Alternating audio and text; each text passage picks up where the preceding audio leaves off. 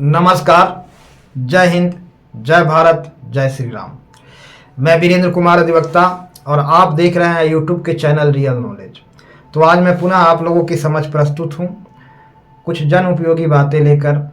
तो आज मैं घटना जो कलकत्ता का जो घटना है, जो नृशंस हत्या हुई है विथ रेप, यह घिनौना कृत्य पर पुनः मैं अपने विचार प्रकट करने के लिए प्रस्तुत हूँ। हालांकि इस विषय पर मैंने पहले भी वीडियो बना चुका हूँ और अक्सर मैं इस तरह से आपराधिक घटनाओं के विरोध में कुछ न कुछ आवाज़ मुखरित करते रहता हूँ। तो जो भी कोई समाज के अपराधियों के विरुद्ध में कुछ कहेगा, कुछ बोलेगा, उसके बहुत से दुश्मन होंगे और दुश्मन भी होंगे तो स्वाभाविक है रंजिश भी होगा ये सब, और फिर घटनाएं भी घट सकती है, बुरी घटना।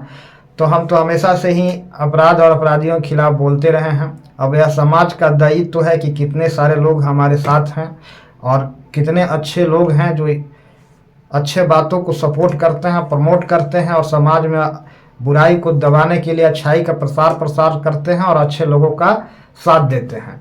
यह समाज पर निर्भर करता है। समाज की यह जवाबदेही है, समाज का यह कर्तव्य है और इसी से पता चलता है कि समाज का नैतिक उत्थान कितना है, समाज में नैतिकता का कितना महत्व है, इंसानियत का कितना महत्व है, मॉरलिटी का कितना स्थान है। जब समाज में मॉरलिटी गिरेगी, इंसानियत दबेगा तो इस तरह के कांड होते रहेंगे। जब हैवानियत हावी होगा, हैवानियत जगेगा, फलेगा, फूलेगा और इंसानियत कमज़ोर पड़ेगा, इंसानियत दबेगा तो ये सब कांड होंगे। तो मैं हमेशा से ही बुराई और अपराध के खिलाफ, असामाजिक तत्वों के खिलाफ कुछ न कुछ आवाज़ मुखरित करते रहता हूं।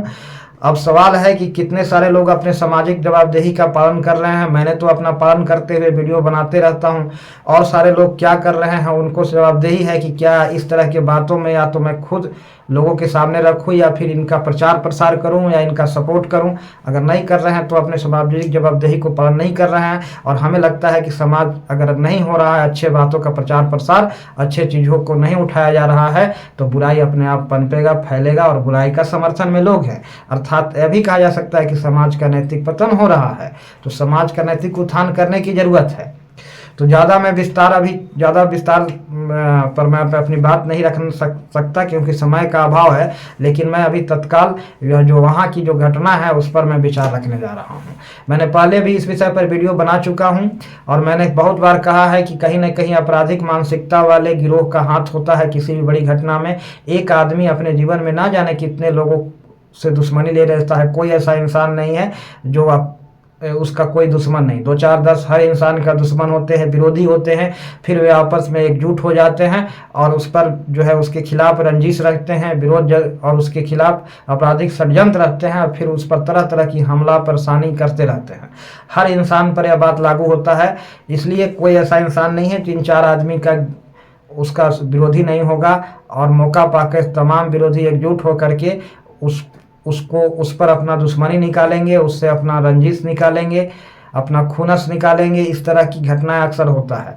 मेरे विचार से कोई भी घटना एक अकेला इंसान नहीं कर सकता है, उसमें बहुत सारे लोगों को प्रत्यक्ष परोक्ष रूप से हाथ होता है। कोई सामने रहता है, कोई प्रत्यक्ष रहता है, किसी का कोई सहयोग रहता है, किसी का कोई सहयोग रहता है। एक इकलौता इंसान अचानक से कोई बड़ी घटना की नहीं घट सकता। इसलिए इस घटना में भी बहुत सारे लोगों का हाथ है, निसंदेह, नो डाउट इसमें कुछ और लोगों का हाथ है। और देखिए मैं बात स्पष्ट कर दे रहा हूँ, आज 21-22 दिन हो गए, सीबीआई जांच चल रहा है। सीबीआई का 21-22 दिन हो गए, कोई ठोस सबूत हाथ नहीं लगी है सीबीआई को और घटना के सुराग तक नहीं पहुंच पाई है सीबीआई। सत्यता को अभी तक था नहीं कर पाई है, सत्ता का भान भी नहीं लगा है। अगर सीबीआई तीन महीने के भीतर सत्यता का भान नहीं कर पाती है और सुराग को पता, कोई सुराग, घटना का कोई सुराग सीबीआई को नहीं मिल पाती और 6 महीना तक अपने कातिल को नहीं पकड़ पाता और मुजरिम को नहीं, असली मुजरिम को, जो सही मुजरिम है, कातिल है, अगर उसके तक वहाँ तक सीबीआई नहीं पहुँच पाती तो समझिए कि सीबीआई जांच फेल है और सीबीआई से उम्मीद रखना छोड़ दीजिए। अगर 6 महीना के भीतर नहीं करता ये फिर वो टाइम पास कोरम हो जाएगा। मैं स्पष्ट बोलता हूँ। तो यह एक नृशंस हत्या है, आपराधिक गिरोह का शिकार हुई है। अकेले कला नहीं होता है ऐसी घटनाएं, और घटना अचानक से नहीं होती है, बहुत बहुत से पहले से रंजिश चल रहा होता है, रंजिश बहुत पहले से चल रहा होता है, तब जाकर के कोई घटना घटती है। घटनाओं का सीरीज होता है, रंजिश पहले से चल रहा होता है, षड्यंत्र पहले से चल रहा होता है, तब जाकर के घटना घटती है। आपराधिक मानसिकता वाले लोगों से अगर आपका भिन्न मानसिकता है तो आपराधिक मानसिकता वाले लोग का एक गिरोह बन जाता है, फिर आपके टारगेट कर लेते हैं, आपके पीछे पड़ जाते हैं, आपको ही जो है परेशान करते हैं, टॉर्चर करते हैं, नाना प्रकार से आपको परेशान करते हैं और बात नहीं बनती, यहाँ तक कि हत्या भी करते हैं, उसके साथ अमानुषिक व्यवहार भी करते हैं। तरह तरह की बातें हैं।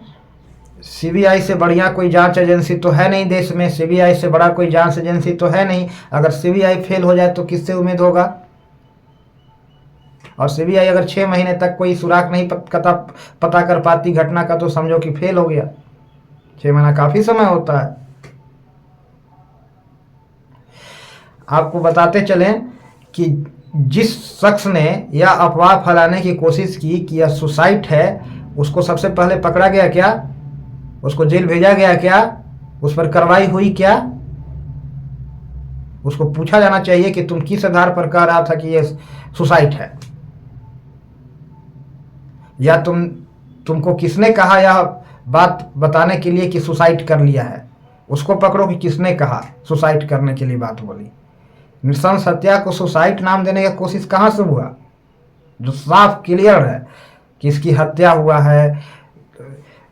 यहाँ जो है थायराइड का हड्डी टूटा हुआ है, लेग का हड्डी टूटा हुआ है, मुंह से ब्लड निकल रहा है, आंख में शीशे धंसा हुआ है, गला दबाया हुआ है। ये सब देख करके कोई कहेगा कि सुसाइड हो गया है? और उसके बाद कहता है सुसाइड हो गया, बिना देखे सुसाइड हो गया। किसके कहने पर सुसाइड? तो उसको पकड़ना चाहिए, उसके थाह तक पहुंचना चाहिए। बिना एफआईआर के पोस्टमार्टम रिपोर्ट कैसे हो जाता है? उसको पकड़ना चाहिए कि क्यों पोस्टमार्टम किया तुम बिना एफआईआर किए हुए। उसको सस्पेंड कर देना चाहिए उसी समय, उसको जेल भेज देना चाहिए। जब 2 लाश पहले से जलाने के लिए रखा हुआ था, तो इसकी लाश को पहले क्यों जला दिया गया? किसके कहने पर जला दिया गया? उसको पकड़ो, सस्पेंड करो, जेल भेजो। अगर नौकरी करता है तो सस्पेंड करो और जेल भेजो। ये सब हुआ? क्या को डॉक्टर सस्पेंड हुआ अभी तक? घटना से पहले 5 आदमी साथ में डिनर कर रहा था, फिर उसको अकेला छोड़ करके अपने अपने रूम में सोने चला गया। ये सब बनावटी बातें लग रहा है। उसको पकड़ना चाहिए था, अभी तक पकड़ाया कि नहीं? नार्को टेस्ट, पॉलीग्राफी टेस्ट 1 दिन में होता है, 2 दिन में होता है। 2 दिन में रिपोर्ट आना चाहिए क्या नार्को टेस्ट में आता है। 10 आदमी का नार्को टेस्ट कराओ, 20 आदमी का नार्को टेस्ट कराओ, पॉलीग्राफी टेस्ट कराओ, 3rd डिग्री का इस्तेमाल करो। मुश्किल से 1 महीने में सब काम पूरा हो जाना चाहिए। पर्याप्त समय होता है 1 महीना।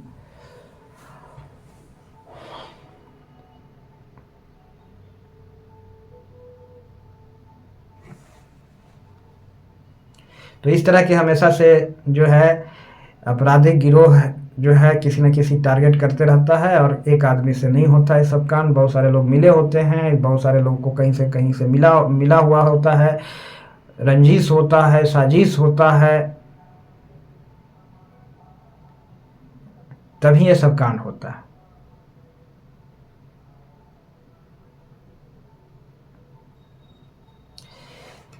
तो सबसे पहली बात तो यह है कि यह एक नृशंस हत्या हुई है, जो सबको पता है। अपराध हुआ है, लेकिन अगर कातिल को पता नहीं चल पाया कोई है, तो पूरा सिस्टम फेल समझा जाए। सिस्टम फेल समझा जाए, सीबीआई को फेल समझा जाए।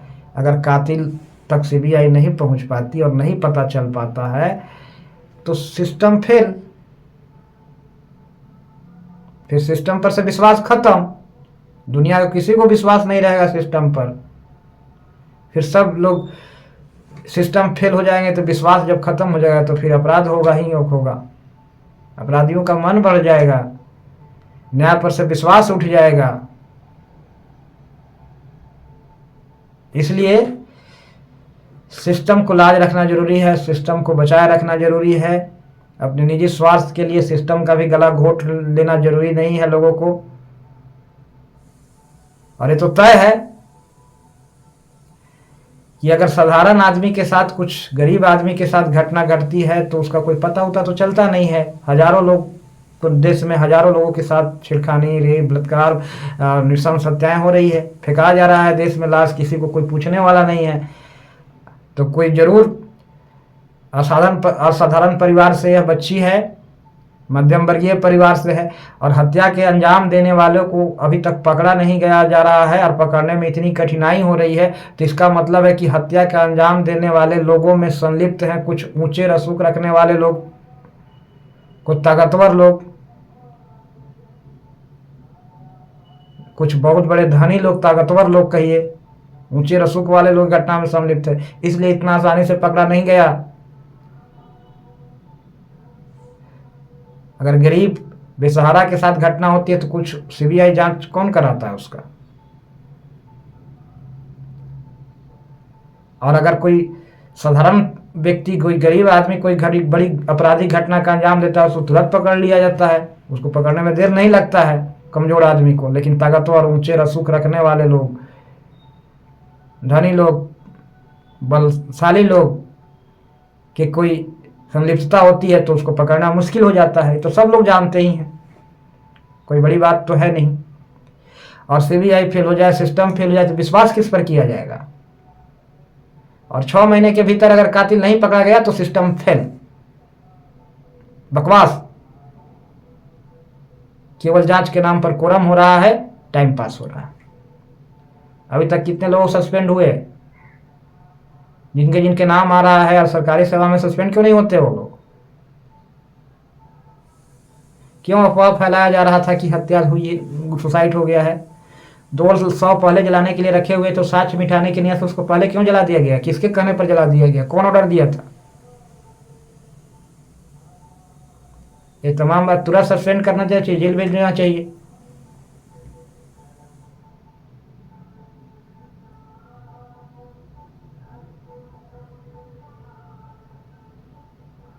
और जब सब फेल ही हो जाएगा तो किससे भगवान आकर के न्याय करेंगे प्राइवेट मनुष्य रूप में? तो फिर सिस्टम पर से पूर्णतः विश्वास ही खत्म हो जाएगा। फिर चारों तरफ अपराध फैलेगा, जो चाहे सो करे इंसान, किसी को कोई रोक टोक नहीं, सिस्टम अराजकता फैल जाएगी।